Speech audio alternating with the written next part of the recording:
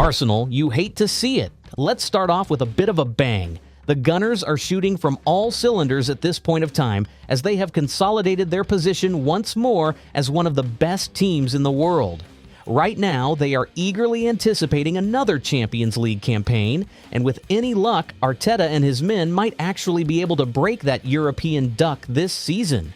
Let's just hope that they do not succumb to their usual antics as one of the most prolific bottling clubs in history. What do we mean? Well, before Arteta managed to reinvigorate Arsenal, they were going through one hell of a banter era. If it wasn't the 2008 Premier League title that they threw away time and time again despite being favorites in the league, it's the individual antics of their players and former players. Who can remember when Adebayor ran across the pitch after scoring against his former team for his new team, Manchester City? Can you remember how Arsenal bottled the League Cup final when they came up against Obafemi Martins and Birmingham City? Then there was the time they lost 10-2 on aggregate against Bayern Munich. We really wonder how that first fixture against them in this year's edition of the Champions League is gonna go. As bad as that was, it may be fair to say that Arsenal's most painful moment till date is when they took an 8-2 hiding from their eternal rivals, Manchester United. That time they visited Old Trafford in 2011. Thanks to a Wayne Rooney hat trick and a wicked free kick from Ashley Young, Arsenal just had to accept that they just weren't the ones shooting from all cylinders that fateful day. Sure, Arsenal have triumphed against the Red Devils more often than not these days, but until they get their luck back, they will never be able to live that down. Manchester United 7-0 at Anfield and 6-1 at the OT. Suffice it to say, the good days are long gone from the theater of dreams. Sure, Bruno Fernandes may be doing all he can to captain his team back to the glory days of Sir Alex Ferguson and the dominant Red Devils of the 90s and a decent chunk of the 2000s, but right now, it looks as though they can't get anything right. Just a few days ago, Onana and his defense proved themselves once more to be the pantomime villains as they somehow managed to fall apart during the loss to 4th Division Grimsby Town, thanks to a dramatic penalty shootout in the Carabao Cup first hands. The memes of Amorim messing around with his tactical board will feed many generations of Man United haters. As low as that moment on Wednesday was, some could argue that we've had even lower moments in the past.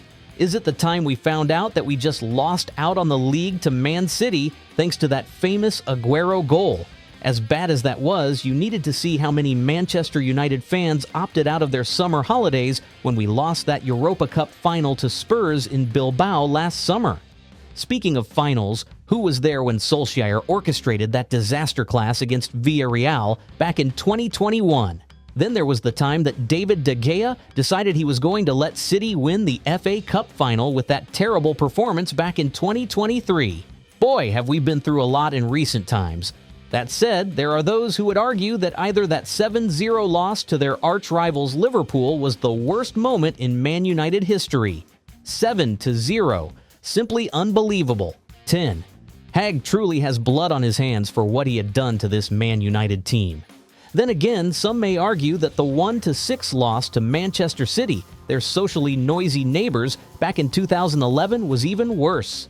City was in the ascendancy at that point, and Sir Alex Ferguson was helpless to watch his men fall to their noisy neighbors at home.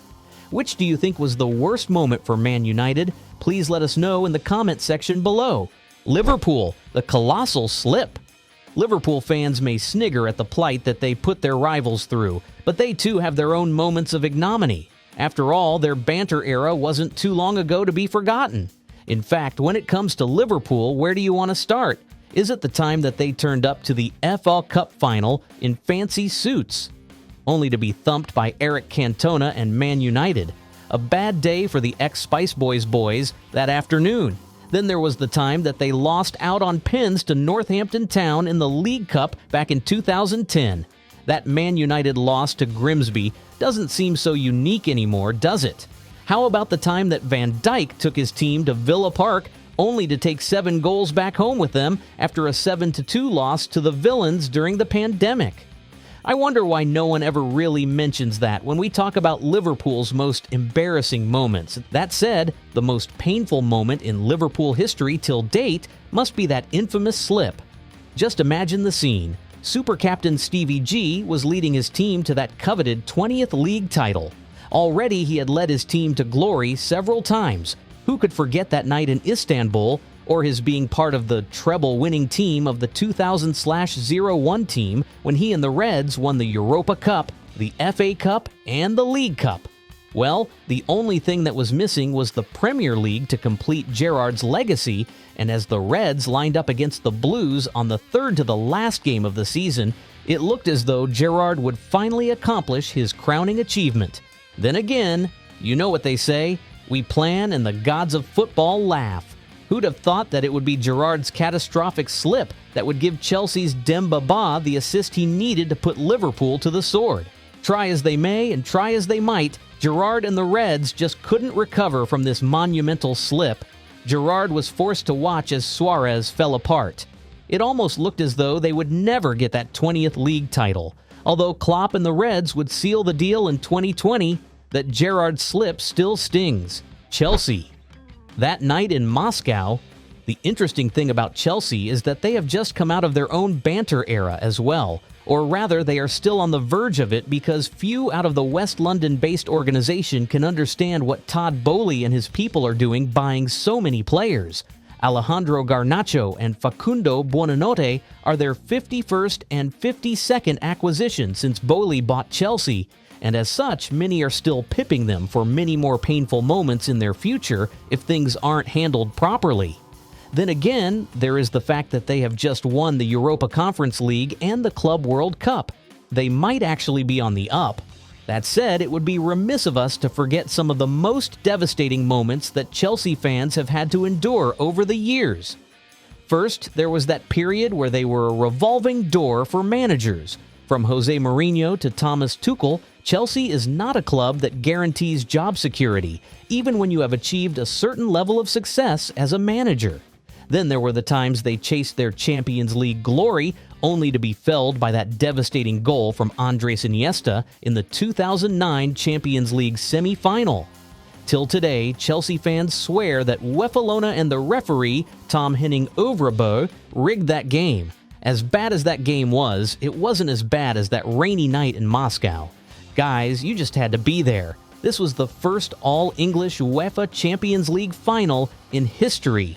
Sir Alex was taking his exciting young crop of talents to face the men of Chelsea. The likes of Cristiano Ronaldo, Rooney, and Tevez knew that it would be one hell of a game against Terry, Lampard, and Drogba. That night, Ronaldo gave the Red Devils the lead with another amazing strike, but Lampard made sure that he kept the Blues in the game with one of his trademark goals. Eventually, both teams found they were still tied at the end of extra time, so it came to penalties. Unbelievably, Ballon d'Or Ronaldo missed the first penalty of the penalty shootout, and with that it looked as though this trophy was Chelsea's to lose, and indeed it was. They hit all their pens until it was time for Captain Fantastic John Terry to take the pen that would lead his team to glory. Unfortunately, he didn't count on having a monumental slip of his own. Man United's Van de Sar watched in delight as the ball left Moscow entirely instead of sitting in the back of the net. Giggs will score own pen for Man United before Anielka would also miss his for Chelsea, thereby handing the trophy to Sir Alex Ferguson and his men.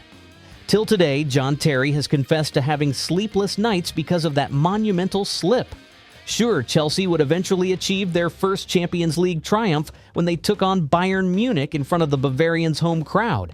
But even despite this, we know that that night in Moscow still stings. Surely this was the most painful moment for anyone who claims they love the Blues.